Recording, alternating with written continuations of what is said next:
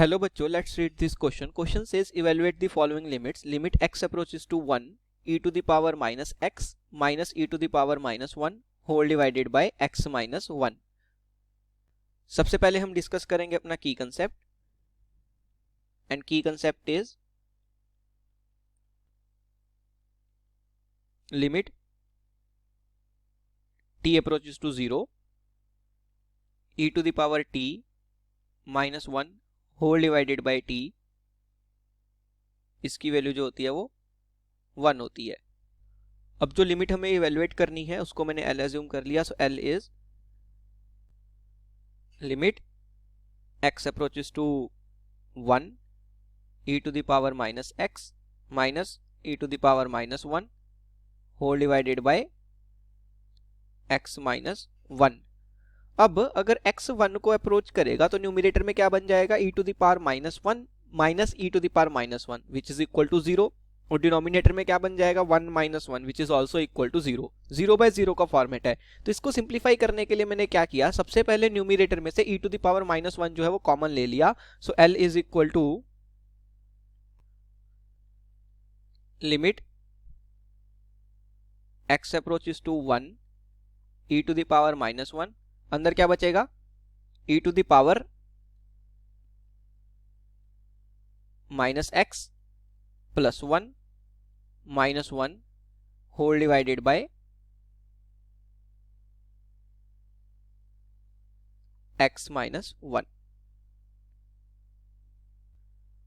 इसको हम लिख सकते हैं L is equal to limit x approaches to 1 e to the power minus 1 into e to the power 1 minus x minus 1 whole divided by x minus 1 में से minus sign अगर मैं common ले लूं तो उसको मैं यहाँ पे भी लिख सकता हूं, और डिनोमिनेटर में अब क्या बन जाएगा 1 माइनस x बन जाएगा. इस तरीके से लिख सकते हैं.